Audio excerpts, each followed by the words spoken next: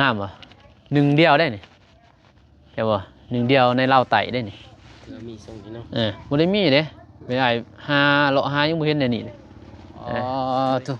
นี่เป็นโคนเลยเมื่อตอนนั้นแน่นี่ทุโคนความใหญ่เป็นยังไงดุกอีลีมันมีโตแบบโตป้อมก็มีเป็นเลดตีเลยเมียนเลดบ่ได้ดินซ้ำนี่เก้าแล้วบุจ้ะสองผัวเมียเป็นยังไงเฮ็ดซาเลยก็ไม่ได้หลอกแป๊บนี่โย่อีกโอ้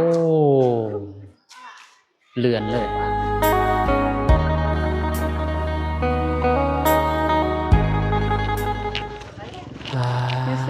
ตัวเป็นยังไงอ้าวไม่ยังเป็นยังไงเนาะเข้ามาพี่บานนี่หลังจากมาแต่ส่วนเบาเตียงมาเบิ่งเพื่อนน้องเมฆเนาะอัปเดตพอน้องเพิ่นก็บ่ได้ลงมาเนาะแจ้งอยู่บ่ลูกกด3เนี่ยตึกๆมันก็สิแจ้งเข้ามาติกราบทักทายสบายดีสวัสดีพ่อแม่พี่น้องเมื่อสุขูสุขคนเด้อกันยินดีต้อนรับเข้าสู่สวน้องเพียเนาะมาพาเบาซาวเพิ่นมาเบิ่งเพื่อนเนาะเพิ่นความฝันเพิ่นว่าอยากได้แบบใดคักบ่แบบนี้คักฮะน้องบุษบาคักบ่แบบนี้คักงามบ่หนึ่งเดียวได้นี่ใช่บ่หนึ่งเดียวในเล่าไต่ได้นี่มีทรงนี้เนาะบ่ได้มีเด้ไม่ได้หาเลาะหายังบ่เห็นในนี่เลยบ่ได้เห็นทั้งแบบนี้จะได้คักบ่มันถนัดแหละเป็นยังไงเนาะเพิ่นกำลังติดโอ้มาบัดนี้ก็แน่นอนเลยทางเมฆบาดแต่ที่สำคัญก็ตัวนี้งะยังไงเนาะไปเบิ่งดุกอีลีเนาะคมงามไม่เว้าอันนี้เห็นบ่มานี่เนาะสุกอยู่เด้นี่ก็มีแล้วเนาะมีตัวสุกตัวยังอยู่เด้3 ปีแล้วนี่2 ปีปลายงามได้เก็บเลยเนาะได้เก็บใหญ่ดีนะเป็นมดคูกกเลยคูกกอะไรเป็นยังไงเนาะตอกก่อนความฟันบ่ได้เดี๋ยวสบายดีคักนั่นแหละเบิ่งข้างในเลยบ่ เบ้าประตูใช่นี่บ่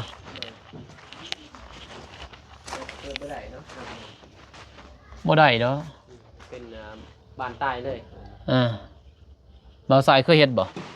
เคยรู้แบบนี้เคยติดบ่แต่ว่าติดนี่ เป็นแบบผู้จับซื้อนะแบบรีดยางใส่โดยรีดยางรีดยางเนี่ยยิงซิลิโคนนะท่านกันหนายังไกลจักปีบ่กลับอ่ะโอ้กำหนดบ่ได้กำหนดบ่ได้จักปีลายเติมได้นี่ตักเท่าไรเนาะหมดประมาณ400-500แล้วป่ะหมดนี่เด้ลายเติมไปแล้วเมื่อตอนนั้นแหละก่อนไปแห่งเนาะแพงกี่ยังไงเขาไปเบิ้งบ่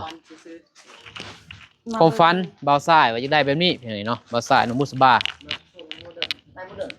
โมเดิร์นแน่นี่ห้องนอนแต่ว่ากระแจได้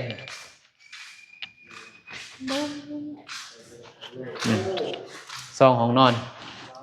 บ้านประตูก็เห็นบ่ราคา4 ล้าน4 ล้านป้าย5 ล้านนี่เลยนอนนี่ซองห้องนอนอันนี้ห้องน้ำกับซองห้อง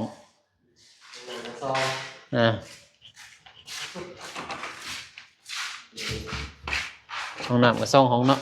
ซองห้องหมดอาบมีชั้นครัว แต่น้องเพิ่นใส่อันนั้นแหละพี่น้องเอ้ยเนาะนี่เพิ่นซื้อแท่งน้ำเลยโอ้คักอยู่นี่บ่น้องก็อยากเฮ็ดอยู่นี่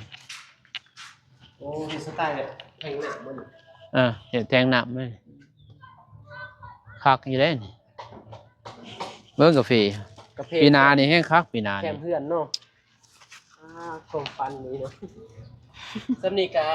ใส่ชีวิตพอเพียงเลยแหละ โอ้ก็ได้แหละ เก็บกาแฟแต่ละปี อืม โอเคแล้ว โอ้เฮ็ดแท่งน้ำเลยแท่งน้ำงามซ้ำซีนั่นดอกแต่หาเงินหลายเติบอยู่ได้ ซื้อดินเนาะ เออ ซื้อดินไว้สำหรับปลูกสวนกาแฟ อ้าว กระเฮือนน้ำเลยเนาะ เจ้าบ่มีดินบ่ บ่ ดินปลูกสร้างบ่มี โดยบ่มี เออ สร้าง ดินปลูกสร้างก็บ่มีเพิ่นไงมันยากแน่แหละใส่ชีวิตงานดองก็บ่ทันแต่งซั่นแหละ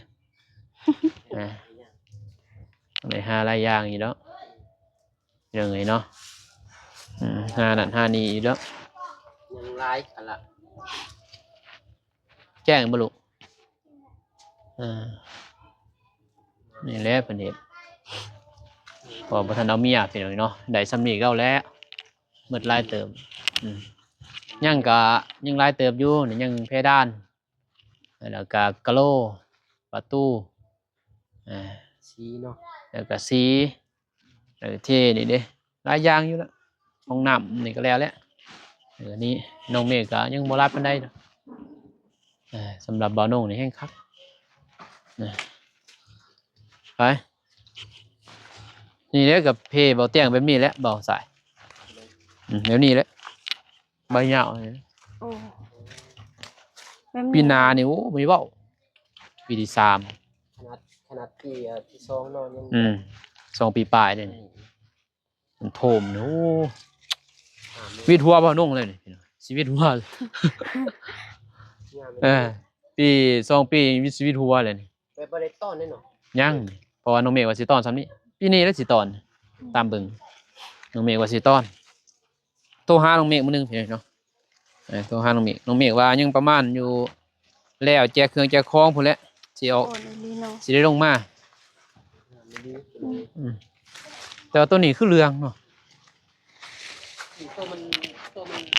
หักแต่ แม่งกินเลยข่อยอันแต่บ่ต้องลายหยาน มุกดิ่ง อืม ขนาดตัว จนบุบ่อีกได้นะเบิ่งติเอาบุนี่ พูด แต่ว่าผ่านนี่แบบไหนเนาะ มาจ่อเด้อ มุกกง ไปตามแถวเนาะ นี่โอ้ อืม ตรงตานี่วิทย์ว่าเลยเนาะ ผมฟันหลายคนนั่นแหละ ความฟันหลากหลายเลย ใครสิบ่อยู่ได้แบบนี้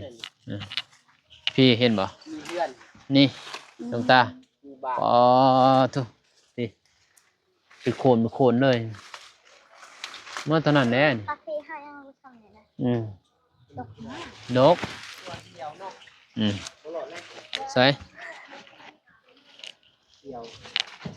แม่งกิน เดี่ยวอ่ะ อืม มันแม่งอันนี้ เดียว แม่งกินน้ำแน่แม่งฮักกระลม มัน ไปเลย สิหักนี่หัก อย่าปะมัน แสดงว่าเขาหักได้ เออไปใส่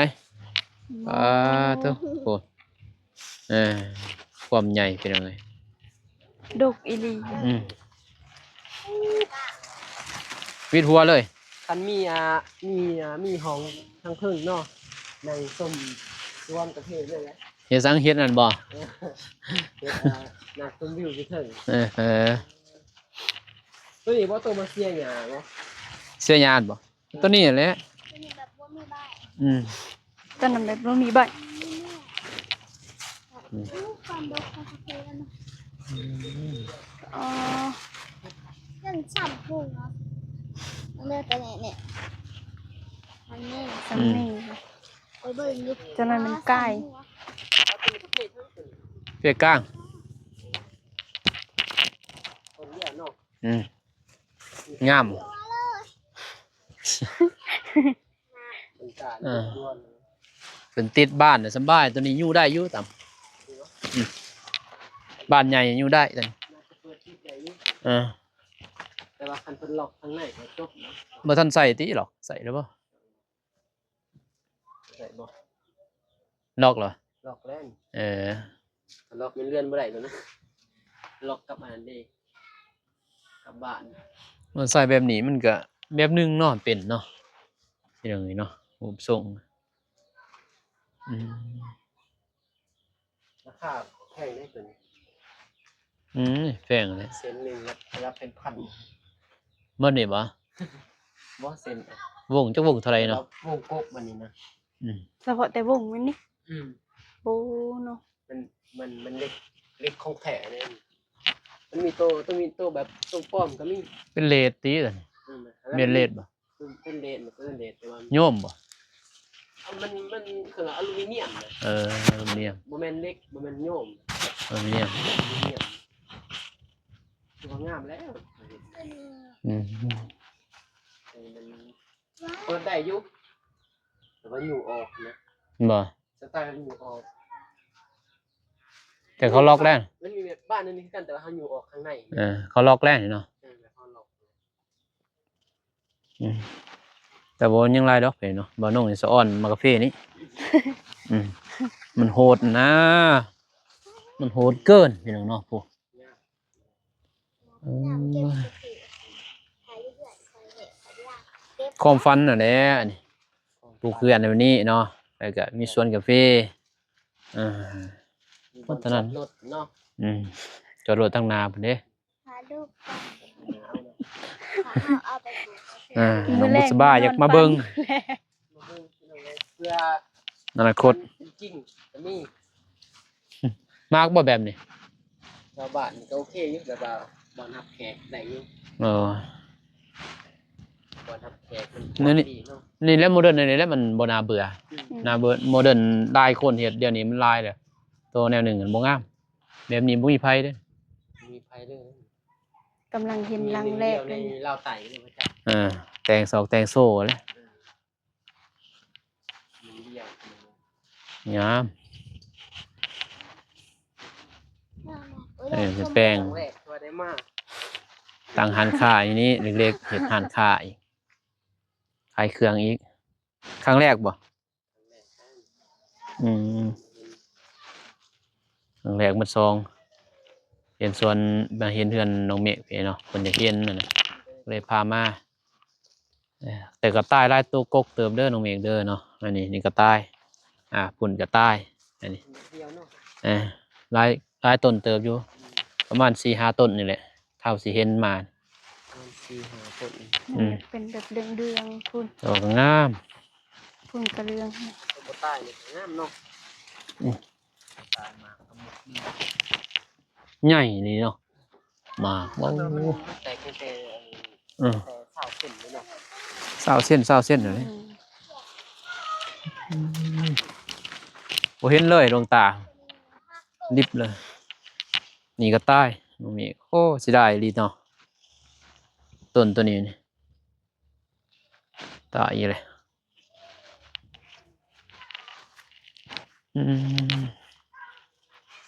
เมืองนี้ก็ตายโอ้ตายหลายเด้นี่ ตายมันตาย นี่โอ้ลาย ตัว เติบ นี้ เล กระ ย เรือง อันนี้ก็เรื่องนี่ก็เรื่องเห็นพุ่นก็เรื่อง จักเป็นแนวใด ตัวนี้เรื่องน้ำกกซื่อๆบ่เลือก พ่อมันกิโล นี่เรื่องน้ำกกบ่อย่างเรื่องน้ำกกอันนี้ จัก อันนี้ก็เรื่องน้ำกกเนี่ยเป็นน้ำกกซื่อ มันฮัก ขาเนาะ ไอ้ยาฆ่าบ่นี่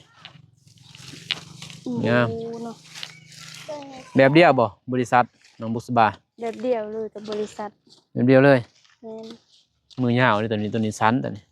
ปกแดงตัวนี้ตัวแดงนี่ทุกสันตัวนี้นี่เห็นบ่หมากสันเบื้องนั้นหมากยาวมันต่างกันเลยอันตัวนี้มีตัวแดงตัวสันได้ดินสำนีก็เอาแล้วบุตรจ้ะสองผัวเมียเป็นยังไงเฮ็ดซาแล้วก็มีเฮือนหลังหนึ่งความฝันหลายๆคนอยากมีแบบนี้แหละแต่มันก็ยากเลยเนาะ3-4สร้างมา นี่เดี๋ยวสิไปไทยอีกยังสิไปอีกบ่ไทย ไป ยังรอทายัง ยังถ้าอันนั้นเขาแจ้งมาว่ามื้อนั้นว่าโทรมาคันบ่มีหยังเปลี่ยนแปลงหันวันที่1เดือนเก้า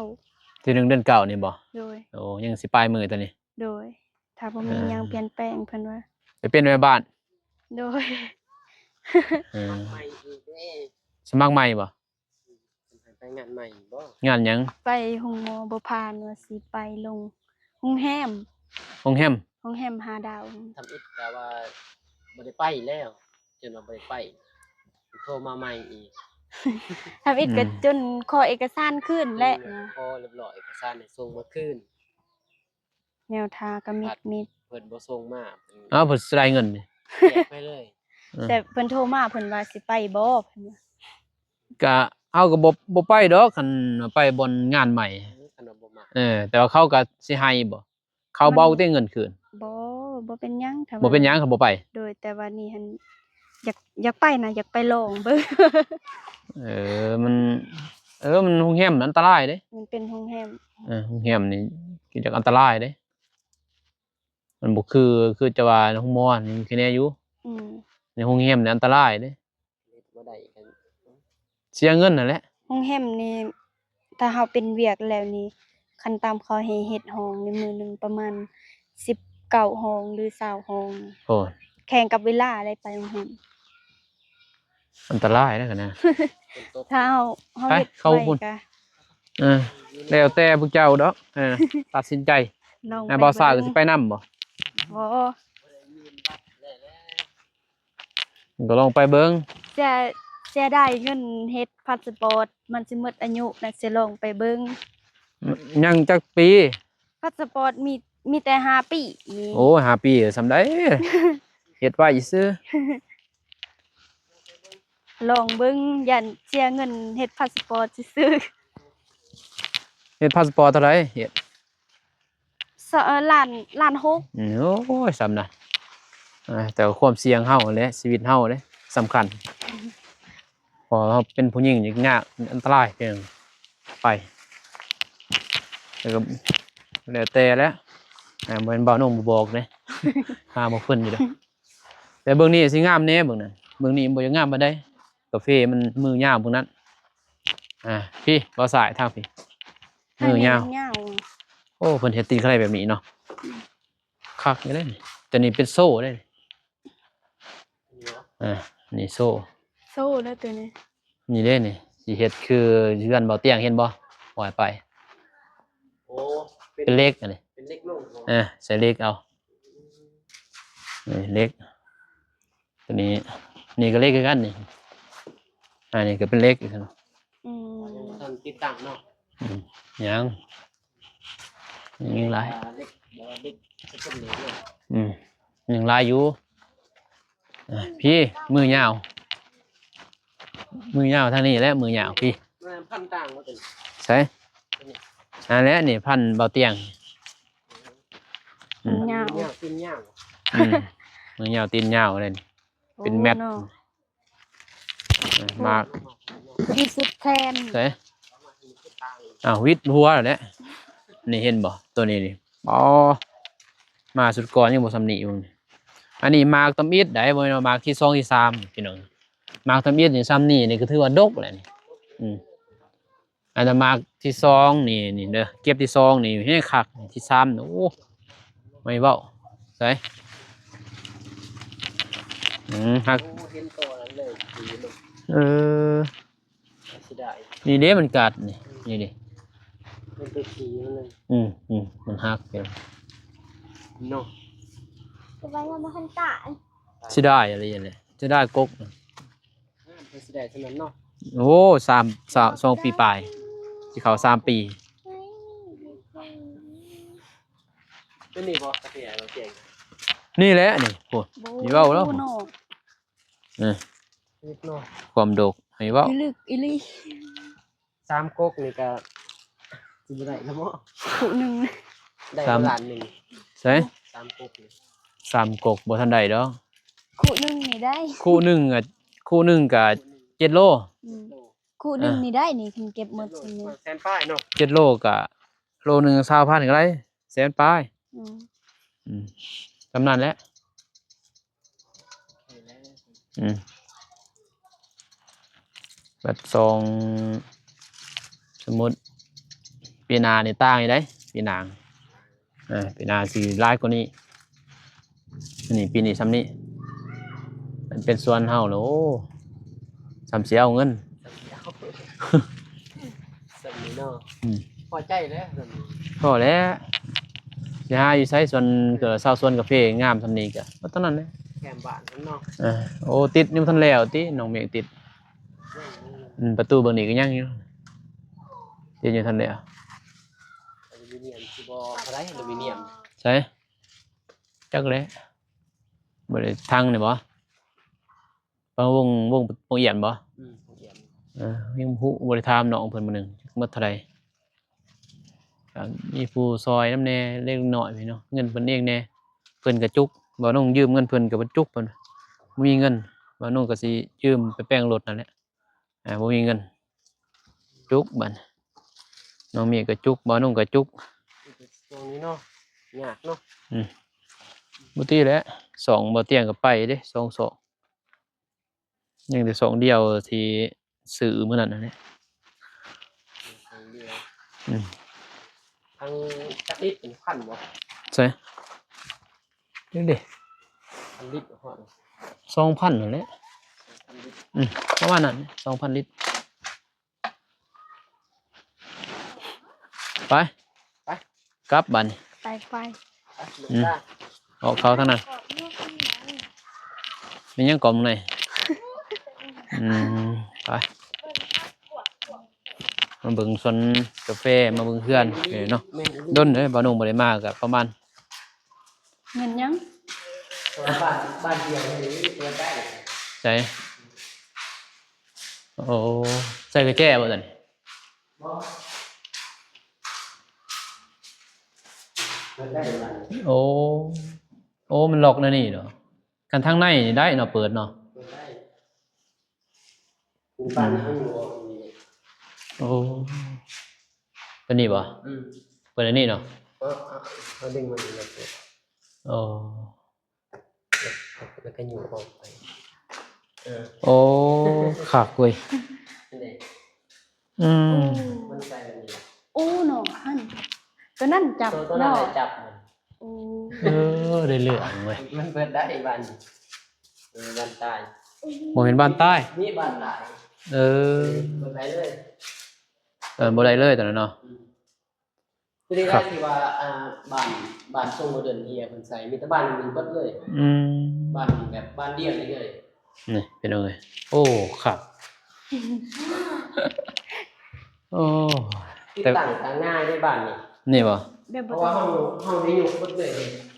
ยกหมดทั้งวงทั้งกันอยู่แบบเดียวเลย โอ้คักนะนี่หลอกแป๊บนี่ แค่ ตัวนี้ยู่อีก โอ้เลือนเลย บ้านเดือน เลื่อนเลยเนาะแบบ แต่ก็แพงเด้ ครั้งแรกจักอายครับ บ่เคยเห็นดอก